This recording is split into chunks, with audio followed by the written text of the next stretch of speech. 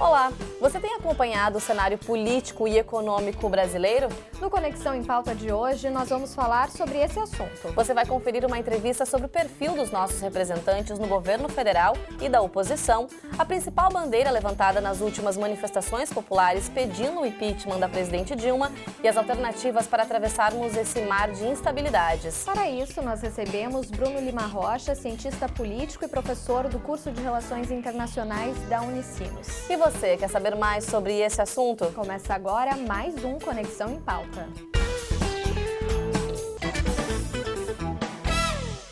O cenário de um Brasil em crise estampa notícias na mídia nacional e internacional. Mas, afinal, como podemos avaliar a situação do nosso país? A gente começa justamente com essa pergunta, né, Joyce, com o nosso entrevistado. Olá, professor, tudo bem? Seja bem-vindo. Obrigado, tudo bem? Bom, professor, qual a sua avaliação atual do cenário político e econômico do nosso país? Bom, vou começar pelo cenário político, que eu acho que ele é mais fácil, tá bem? Se a gente for rever, 2014, o Brasil teve uma eleição plebiscitária. A gente foi em 2 turnos e no segundo turno se apresentou com bastante nitidez, na campanha pelo menos, 2 modelos. Um modelo que seria a continuidade do lulismo, que seria, a grosso modo, um pacto de classes onde o agente econômico brasileiro continua acumulando bastante, mas inclui a massa no emprego direto e distribui um volume de crédito de melhoria das condições materiais de vida. Tem um certo dirigismo estatal nisso. O outro modelo é o modelo típico do partido que foi derrotado, o PSDB, que é vinculado ao capital transnacional e aponta para uma maior, aspas, liberalização da economia, uma retirada do aparelho de Estado do sistema produtivo brasileiro. Traduzindo, aumenta a presença de capital circulante transnacional, alinha o Brasil ou ao eixo do Pacífico ou ao eixo do Ocidente, sem ter uma vontade própria, uma projeção de poder próprio. Massa foi para as urnas e decidiu pela opção continuidade do lulismo, apesar da crise, apesar do modelo estar esgotado, apesar das vinculações pouco republicanas entre o agente econômico, por exemplo, empresas líderes como na Lava Jato e os dirigentes de um governo de coalizão, que eu diria que é um governo de centro, chega nem a ser de esquerda. Acontece que a chapa que ganhou, parece que ganhou, mas não levou.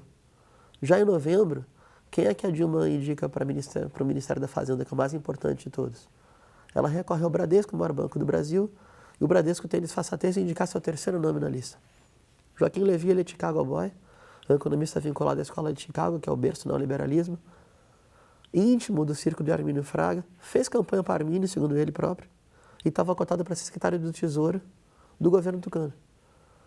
Esse é um dado. Então, é impossível não haver uma deslegitimação de um governo reeleito. Já aconteceu a mesma coisa com o Fernando Henrique Cardoso.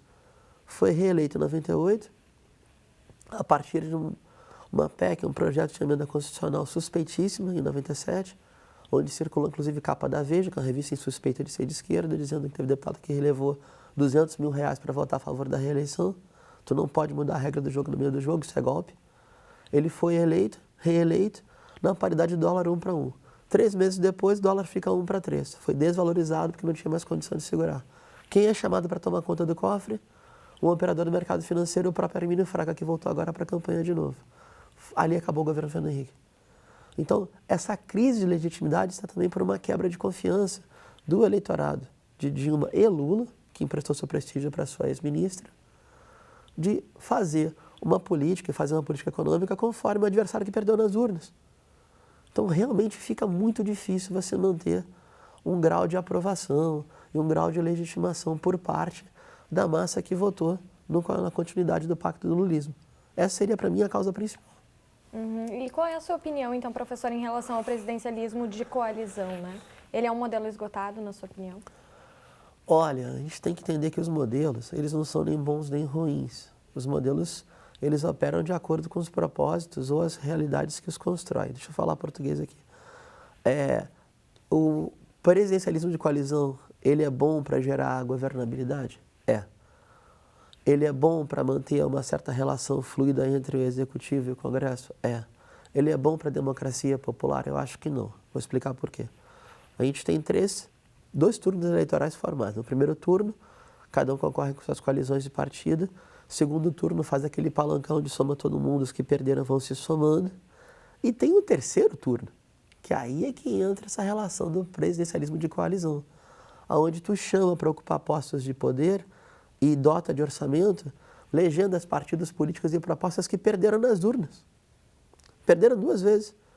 Então é uma forma de fazer um parlamentarismo meia-boca que não tem legitimidade por parte da população. Em nome da tal da governabilidade, os governos abrem mão do mais importante em democracia, que é manter ao máximo a fidelidade com o programa de campanha.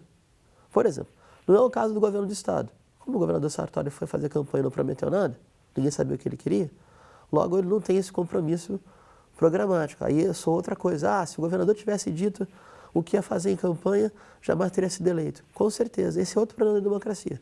Se as forças políticas escancaram, suas relações econômicas, que são promíscuas, 2, seus programas de governo real, em termos de realidade, possivelmente vai ter uma abstenção muito grande. As pessoas não vão ter uma relação de confiança. Por quê? Porque é isso mesmo. Em geral, a política vira um circo eleitoral, é uma parafernália eletrônica, campanhas são cada vez mais caras, mais próximas da linguagem publicitária, mais distantes do debate político real. Só que 1º de janeiro os governos assumem e volta a política como ela é.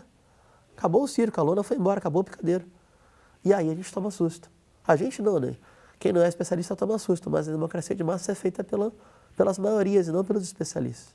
E não pelos grupos de pressão, que é de fato quem faz política o tempo todo. E, professor, por que a política brasileira ela se tornou tão polarizada? Hoje a gente vê ou você defende um lado ou você defende outro. Essa é uma boa pergunta. Primeiro, assim, eu adoraria que essa polarização da política que circula, por exemplo, redes sociais, via Facebook, fosse real, sabe? Quando eu falo real, fosse programática. Por quê? Porque, de fato, existem 2 grandes modelos no Brasil. Um modelo que seria essa versão, a gente pode chamar de keynesianismo tardio ou bismarckismo tropical, que é um certo dirigismo estatal, que aliás eu estou de acordo, que traz o agente econômico, garante a parte do botim para o mercado financeiro. O Brasil torra na mão dos agiotas 43% do orçamento da União, para o pessoal de casa poder entender, de cada R$10 que entra no bolso, 4,30 vai para a agiota, através do juros da dívida pública, que é o espólio rentista, isso é uma vergonha, absurdo. O Brasil torra um PIB inteiro em juros, se bobear. E a polarização se dá porque os temas concretos, os temas mais importantes, eles não circulam, não estão em pauta. Então se dá uma polarização por aparência. Por exemplo, 16 de agosto tinha gente indo para a rua porque está querendo barrar o comunismo, um negócio absurdo. É surreal, sabe? Se isso é uma prova, sei lá, de política 1 ou de sociologia geral, a pessoa roda. Se tivesse ainda sociologia no ensino médio, isso não aconteceria, mas a ditadura cortou em 69. Então hoje as pessoas se politizam pelo Facebook. Esse é um dado. O outro é o seguinte, aí tem que falar a verdade. A gente tem na América Latina, desde os anos de 98 e 99, uma inclinação à esquerda dos governos populares. Por quê? Porque o modelo neoliberal promoveu tamanha desgraça, tamanha miséria entre as pessoas, cujo modelo máximo foi a Argentina. A Argentina bateu no ano de 2001 com metade da população abaixo da linha de pobreza. Um país que em 48 era um dos 5 mais ricos do mundo, um país que produz 300 milhões de grãos e não conseguia alimentar a população de 40 milhões de pessoas. É um negócio absurdo. Ela produz alimento para 9 vezes mais a população, está tudo na pobreza. Só que isso aí traz de volta um velho embate latino-americano entre latino-americanistas, nacionalistas, bolivarianos, populistas, os termos estão todos corretos, tá? E o outro lado, que é vinculado à matriz norte-americana, que se subordina aos interesses dos Estados Unidos, que ainda tem aquela palhaçada de que o que é bom para os Estados Unidos é bom para o Brasil, que quer fazer com que os nossos países sejam países totalmente integrados a um circuito do capital internacional, sem nenhum tipo de proteção. Essa é a polarização real que a gente vê hoje na sociedade. Só que ela não se manifesta nos governos. Para tal da governabilidade, os governos de aspas centro-esquerda abrem mão de parcelas muito importantes dos seus programas. Toda a crise que a gente vive hoje, toda ela, posso afirmar, toda ela, se dá também pela falta de coragem do governo Lula e do governo Dilma de quebrar o arcabouço jurídico, quebrar a trampa, a armadilha político-jurídica deixada pelo mandato anterior, que dá muito pouco espaço de manobra. Se o Brasil não está bem na economia mundial, o Brasil começa a encolher. E aí a gente tem várias crises sucessivas por causa disso. Ok, professor. Bom, no próximo bloco tem mais entrevista aqui no Conexão em Pauta. É um instante só, a gente já volta. Voltamos a apresentar o Conexão em Pauta. O programa de hoje procura entender qual é o atual cenário político e econômico do nosso país. Isso mesmo, Joyce. Nesse bloco a gente quer entender agora, professor, começar entendendo em relação ao nosso Congresso, né? Ele é considerado mais conservador aí desde 1964 e eu queria saber a opinião do senhor, se isso é um retrocesso para o nosso país. Sim, é um retrocesso. Eu entendo que existe, de novo, a democracia de massas ela é um grande engodo também. Por quê? Porque a representação dos parlamentos sempre é o inverso da proporção de distribuição de renda. Vamos traduzir? O andar de cima da pirâmide, ele é muito mais representado nos congressos, nos parlamentos, do que a massa de votantes. Só que quando essa representação ela tem uma inclinação mais conservadora em todos os sentidos, ela implica um retrocesso, porque ela diminui o poder de pressão do eleitorado sobre o representante, que já é pequeno, passa a ser muito pequeno. E também vincula esse eleitorado conservador às pautas mais horrorosas que a gente pode imaginar, como, por exemplo, aquele golpe parlamentar da redução da maioridade penal, que perde na terça e vira a mesa na quarta, votando 1h15 da manhã, com a virada de mesa por manobra regimental do seu Eduardo Cunha e companhia. Por que ele é conservador? Porque ele faz a crítica dos aspectos mais positivos, ou dos poucos aspectos que podem ser resgatáveis, do modelo lulista de governo, que é toda aquela agenda que corre em paralelo e que é a agenda da ampliação dos direitos e da execução dos direitos que está presente na Constituição de 88. Então, por exemplo, direitos homoafetivos, direito reprodutivo, que é a questão de legalizar o aborto, manter o reconhecimento das terras indígenas e ancestrais, manter o reconhecimento das terras quilombolas. Todas essas pautas, o Estatuto da Criança e do Adolescente, todas essas pautas elas são combatidas por uma representação conservadora, porque o conservadorismo do comportamento, chamado moralismo, é a única forma que a direita política tem de massificar suas ideias. É a única. Porque se ela vai para a dimensão material, ou seja, na distribuição desigual de recursos, se cai a ficha nas pessoas, elas vão entender que elas vão viver pior, ter menos poder e menos renda.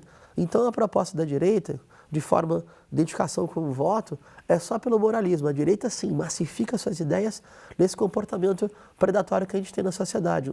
Cada um por si, Deus contra todos, como aquela música do Titãs. Isso sim é o comportamento da direita mesmo. Bom, o professor tem se ouvido falar também muito na nova direita, né? O que seria essa nova direita? E existe algum partido no Brasil que já representa isso hoje? Olha, em termos programáticos, essa nova direita, ela tem um vínculo concreto, objetivo, que é o seguinte. O Brasil hoje posso dizer que temos 3 grandes partidos políticos. Um oligárquico, que é o PMDB, como diz o ex-presidente Fernando Henrique, disse muito bem, aliás, quando era senador nos anos 80, o PMDB é um partido da República Velha, cada estado é um PMDB, quantas oligarquias houverem, quantos PMDBs haverão. Ponto. O PSDB é vinculado ao capital transnacional. O PT tenta ser o partido que representa o capitalismo brasileiro. Então existe uma lacuna enorme de uma representação por esquerda, seja ela oficial pela via do voto, seja ela para organizar a população, e existe uma lacuna na representação dessa nova direita. Essa nova direita ela é o espelho brasileiro do Partido Republicano dos Estados Unidos, da sua ala mais absurda, tipo o Tea Party ou coisa que seja.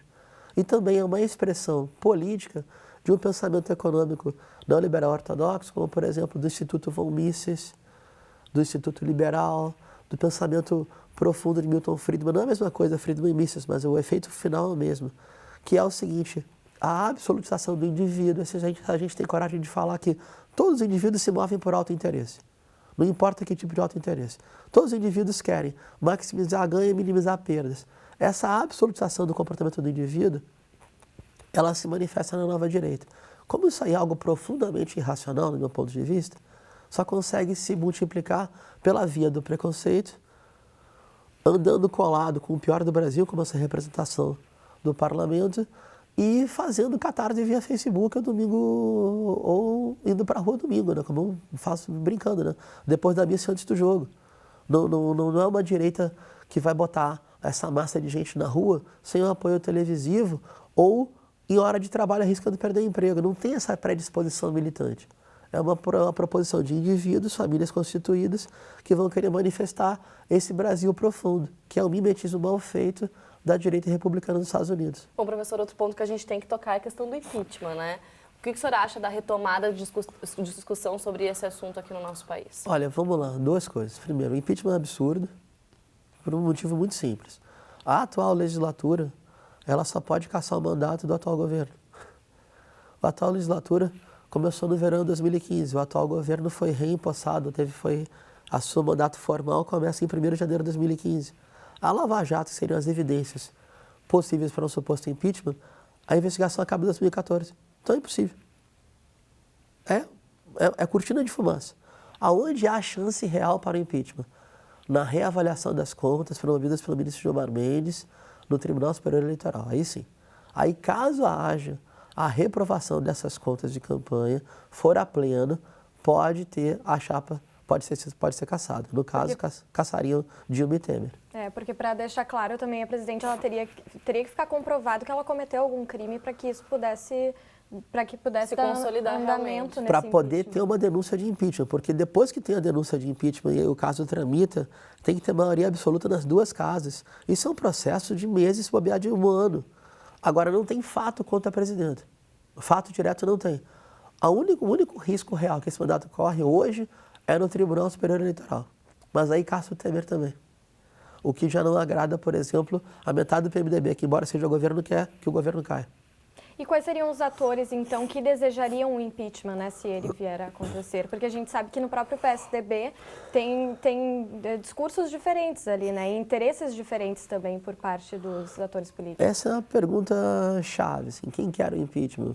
Parte do PSDB quer e não quer. A gente ouve o José Serra falar, senador José Serra, dizendo que ele não quer o impeachment, mas ele acha que vai ocorrer. O Fernando Henrique muda de opinião a cada 2 semanas e expressa sua opinião publicamente via Twitter e Facebook. Quem hoje necessariamente deseja impeachment é o senador Aécio Neves, porque tem uma chance real de vitória eleitoral. Chance essa que só é garantida caso o ex-presidente Lula seja arrolado na Lava Jato. Do contrário, ele vai concorrer possivelmente com o Lula e aí ambos vão largar de 30 pontos. 30 a 40 pontos os dois. É uma eleição incerta, uma eleição que não teria os dois concorrendo um contra o outro, não teria hoje um destino previsível. E quais impactos, então, que traria, Joyce, para o nosso país, né? Porque a gente tem que pensar nisso, quer dizer, as pessoas comentam de impeachment, elas querem isso, né? Enfim, se manifestam via redes sociais, mas o que isso traria para o nosso país? Que tipo de prejuízo traria para o nosso país? Tem dois, boa colocação, tem 2 níveis aí, tá? Um é o nível institucional, que seria realmente um problema muito grande, porque, de novo, não há nada ligando a presidente Dilma Rousseff a um fato criminoso. Ela pode ser julgada politicamente por omissão, mas isso não dá impeachment. Isso dá punição pelas urnas, gritaria no Congresso, xingamento na rua, mas não dá o impedimento do mandato. Então a gente teria, no meu entendimento, uma descontinuidade institucional, que é muito perigosa, mas o governo que viesse assumiria, no meu entendimento, propondo um governo de coalizão, a coisa que o vale. Uma manobra da centro-direita. E aí, o que vai vir é o que quase todo mundo quer. Joaquim Levy quer dentro do governo, Eduardo Cunha quer fazendo oposição, embora seu partido esteja no governo, a oposição quer e a de nova direita também quer. No meu entendimento, rasgar a Constituição de 88. De fato, pegar todos os direitos e garantias difusas e sociais que freiam o avanço do capital no Brasil e botar isso para baixo. Se vocês forem entrevistar os organizadores e organizadoras dos atos de protesto pedindo impeachment de 16 de agosto, é exatamente o que essa gente pensa. O Bruno está mentindo. Vai no site do MBL, Revoltados Online, Alerta Geral, vem para a rua e vê o que eles estão propondo. Tem gente que é contra o salário mínimo, quer acabar com a CLT. Dizem que é um atraso para o Brasil, porque é um paternalismo do trabalhador. O Brasil, um país onde quem paga imposto é quem menos recebe. 52% da massa de impostos recai sobre quem ganha até 2 salários mínimos. Isso é um negócio absurdo. É a agenda da direita republicana estadunidense aplicada aqui ipsilítere. É uma desgraça social, no meu entendimento. Ok, professor. Bom, Conexão em Pauta faz agora um rápido intervalo e na volta, claro, tem mais entrevista aqui no estúdio. Logo mais, nós já voltamos. Estamos de volta com o Conexão em Pauta e o programa de hoje fala sobre o atual cenário político e econômico do nosso país. E quem nos traz mais informações sobre o tema é o cientista político e professor do curso de Relações Internacionais da Unicinos, Bruno Lima Rocha. Bom, e a gente volta esse terceiro bloco, então, comentando um pouquinho sobre as declarações feita sobre a Operação Lava Jato, quando a Dilma se refere a isso, ela sempre reforça, né, que o Brasil está avançando nesse processo de investigação sobre corrupção e que isso seria algo positivo, né? O que você pensa sobre isso, professor? Eu concordo com a presidenta. É importante que o Brasil entenda e que o país entenda que essas relações são estruturais. Isso não exime de culpa, isso não retira responsabilidade. Nem dos dois partidos oligárquicos que estão envolvidos com a Lava Jato de forma direta, PP e PMDB, e nem o PT, que é o novo entrante, que entrou nesse mercado, desse consórcio político-econômico. A Lava Jato não se esgota nela, e eu adoraria ver a mesma ênfase na Operação Lava Jato e a mesma cobertura midiática na Operação Zelotes, por exemplo, cujo encarregado de julgar o caso, de tramitar o caso, o juiz encarregado, foi afastado, porque não estava fazendo nada. Mas aí envolvendo um grande grupo de mídia também já... Com certeza, envolvendo o banco, envolvendo empresas. As empresas do Rio Grande do Sul que estão arroladas é o grupo RBS e a Gerdau, por exemplo. Então tem uma cobertura seletiva. O que as pessoas devem entender, isso é muito duro de falar, é que dentro de um capitalismo realmente existente, a relação entre os líderes dos oligopólios e o aparelho de Estado são relações promíscuas. Elas podem ser por dentro e com rubrica ou por fora com corrupção, mas elas são muito próximas, são muito promíscuas. Isso que conforma essa aliança de classe dominante e elite dirigente. Para virar essa mesa tem que modificar a sociedade. Tem que transformar a sociedade. Seja com muito ato de rua, e não tem a ver com o ato do dia 16 de agosto, tem a ver com a pressão popular para diminuir o poder do capital sobre o Estado, seja com uma outra proposta de vida da sociedade. Mas agora, de forma imediata, eu acho que sim. Quanto mais se investigar, melhor. Quanto mais publicitar, melhor. O problema é, de novo, a cobertura seletiva. Tu bate na Operação Lava Jato, não fala das Zelotes. Tu bate na Operação Lava Jato, não lembra Castelo de Areia. Tu bate na Operação Lava Jato, ninguém lembra da Chacal, da Satyagraha. Bate na Operação Lava Jato, todo mundo esquece a lista de Furnas. Porque se essas operações todas vierem à tona, acabou a elite política e a elite empresarial no Brasil. Acabou, é todo mundo em cana. Todo mundo mesmo. Tipo Operação Mãos Limpas da Itália. O que veio depois da Itália? Silvio Berlusconi. Quem fez a campanha para ele? O capitão Dino Baresi, que era do Milan e da Esquadra Azzurra, da seleção italiana. E, geralmente, quando vem uma operação arrasa quarteirão, tipo Mãos Limpas, o que entra o que entra depois é pior. É um salvador da pátria, é um mico de circo, é um palhaço midiático. Esse que é o problema, todo mundo sabe disso, por isso está dando pânico. Já que o senhor comentou dessa questão da mídia, é importante a gente falar um pouco sobre a responsabilidade que a mídia tem nesse momento, então, de crise, professor. Qual a postura que o senhor acha que os veículos deveriam assumir nesse momento? Seria muito bom que fizesse jornalismo, eu adoraria, né? Como, por exemplo, ter o contraditório. A cobertura de domingo 16 de agosto, eu nunca vi isso na minha vida. É a terceira vez que eu fiz na vida, na verdade. Atos ao vivo, em plena transmissão de esporte na TV, que dá uma audiência terrível, e entrando com flash de 3, 4, 5 praças com link de satélite. Vocês são profissionais de TV, sabem o quanto isso é caro. Link satelital, para botar 6 praças ao mesmo tempo, e não botar o microfone na boca de ninguém, não fazer uma pergunta contraditória, não gerar contraditória, não gerar opinião contrária, parece propaganda. Então eu acho que a posição dos aparelhos de mídia, em especial da empresa líder da Globo hoje, é reforçar sua própria posição. É provar para o governo, provar para a oposição, a gente faz a maré subir, a gente faz a maré descer. A gente não controla quem vai para a rua, mas a gente controla a difusão do que vai para a rua. Eu acho que é um papel horroroso, nefasto. E acaba incitando também o clima de ódio, né, na política? Sim. De novo, eu não tenho nada contra a política polarizada. Acho que a política tem que ser polarizada. O problema é ela ser irracional. Só que ela só se polariza num país semi-analfabetos pela irracionalidade. Ou pelo discurso fácil. Os grupos de mídia, eles são responsáveis pela oposição ideológica em toda a América Latina aos governos de centro-esquerda, que são governos mais de centro que de esquerda, são governos muito tímidos. Eles promovem uma campanha contra toda a agenda nacional que está sendo implementada na América Latina. Aos trancos e barrancos, de forma muito tímida, quase absurda, mas está sendo implementada. Então, eles são muito corresponsáveis, por exemplo, pelo agendamento. A gente sabe, né? A gente é da área, sabe. O que é o agendamento brasileiro? Pagamos muito imposto. Verdade, mas se sonega muito mais do que se paga imposto. Ninguém aguenta mais imposto, mas quem mais arrecada menos paga. Dividendo de acionista não paga imposto no Brasil quase, é um negócio absurdo. Porque o lucro vai reverter para o capital produtivo. Vai nada. Vai jogar no CDB, dá 14 % ao mês. Aí qual é a manchete que sai? A poupança perde depósito. É óbvio. Tem um dinheiro fácil, líquido, que acaba com a finança brasileira, que dá 14 vezes mais que a poupança. O dinheiro vai para onde? É esse tipo de desinformação estrutural que orienta a pauta dos brasileiros que não são especialistas ou não vivem a vida política ou a vida econômica do dia a dia por obrigação ou por vocação. Realmente o papel da mídia é nefasto. Certo, professor. E quais as saídas que o senhor vê para a crise ou vê para esse momento que a gente está enfrentando agora?